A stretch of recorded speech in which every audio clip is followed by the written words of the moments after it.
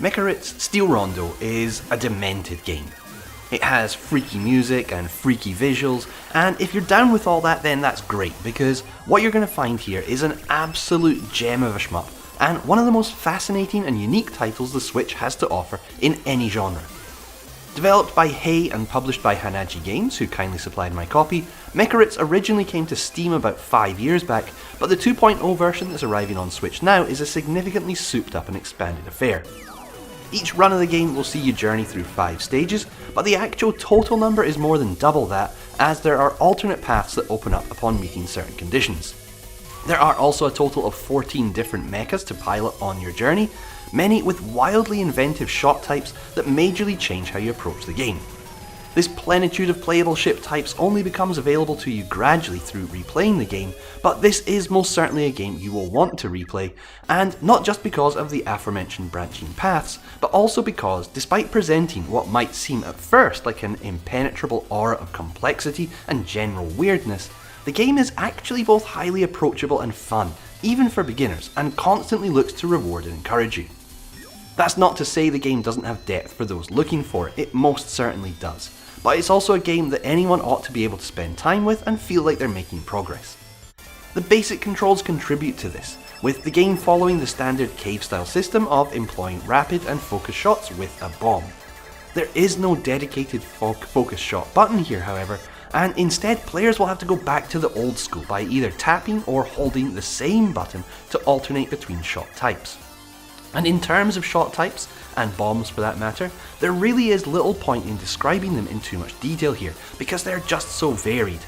There's a lot of focus on managing your distance from enemies, and shot power can vary heavily based on this, but there are also ships that add graze mechanics or power up to bring in friends to assist, and trying out a new mecha can sometimes feel almost like starting a new game. The game employs a very generous lives and shields system, whereby you need to lose all your shields before losing one life. Shield pickups are plentiful too, meaning you can take multiple hits in a run and still keep going. Same goes for bomb pickups, with the game encouraging you to make use of your arsenal instead of hoarding your stock for only set occasions.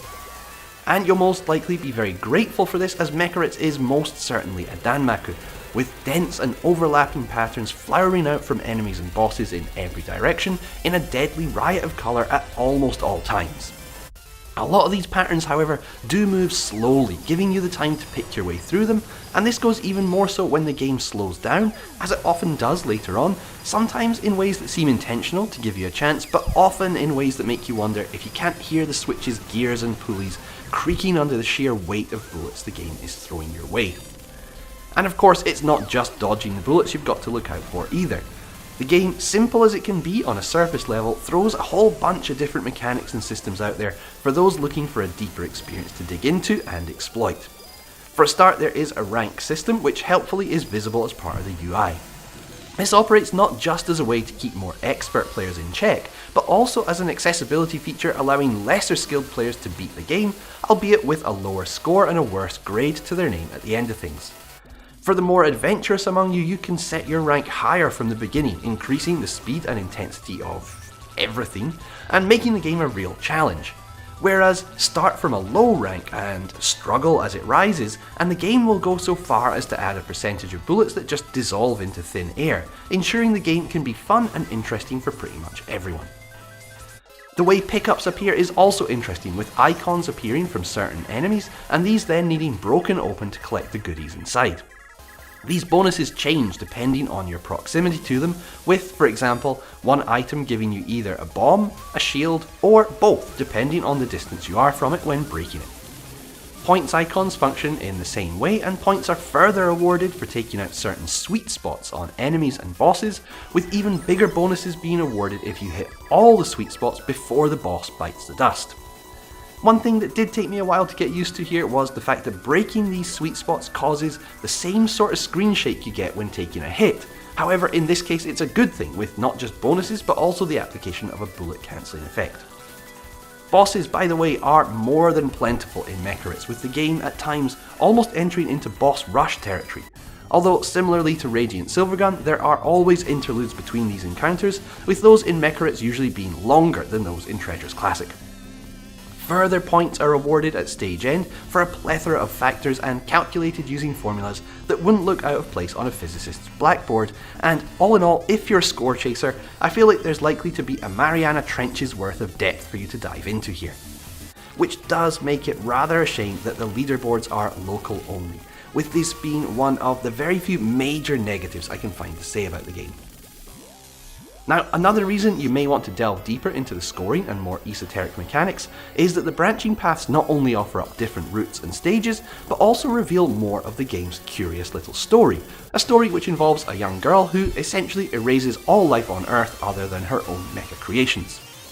Initially, this seemed to me nothing more than the usual excuse to throw the player in a tiny ship and launch them against a horde of foes, but the way things are gradually revealed here, with the player piecing together what happens slowly rather than being shown everything all at once, brings more than the usual sense of intrigue, with things unfolding in a more delicate manner than even most story-focused video games usually manage.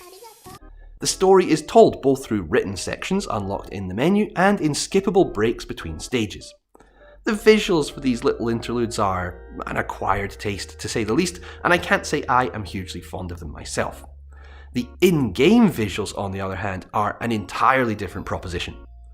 Despite the fact that, if you look closely, there are actually a lot of traditional nods in the design, with tanks crossing diagonal bridges, etc., Mecha Ritz is visually unmistakable for anything else.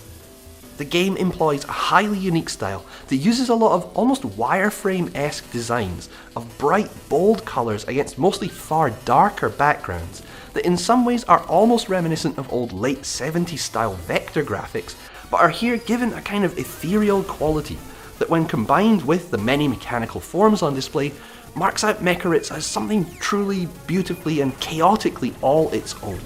Something that looks especially great, by the way, when displayed vertically, an option that, yes, the game does provide.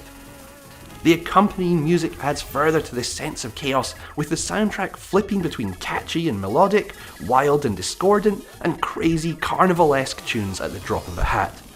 One moment you're chilling out to the sort of jazzy sounds you might imagine Tokyo hipsters playing in their Daikanyama pop-up juice bar.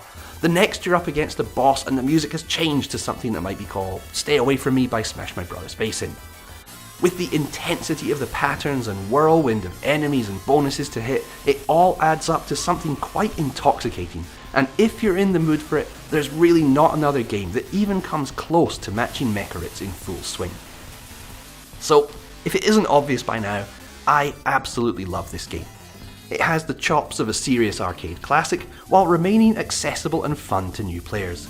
It offers a plethora of ways to play and unfurls its curious story cleverly, while offering further incentives to keep you coming back beyond the sheer joy and exuberance of buzzing through its weirdly beautiful stages and designs. It is a real shame there are no online leaderboards, and the slowdown can get a bit ridiculous at times, but other than that, I find it hard to fault Mecha Ritz as an experience, and I would happily give it a 9 out of 10, and strongly encourage you not to be put off by what can look like intimidating footage, but is in fact, when being played, a far smoother and more welcoming experience than a lot of more friendly looking shmups offer. I have been waiting for this one for a long time, and I'm delighted it's turned out as well as it has. Make sure as well to check out this developer's other shmup on Switch, Desotopia, a similarly weird and wonderful offering. And of course, let us know your own thoughts if you pick this up. I would be especially interested to hear how people think this updated version compares to the original on Steam. Thanks as ever for watching, see you next time, cheers.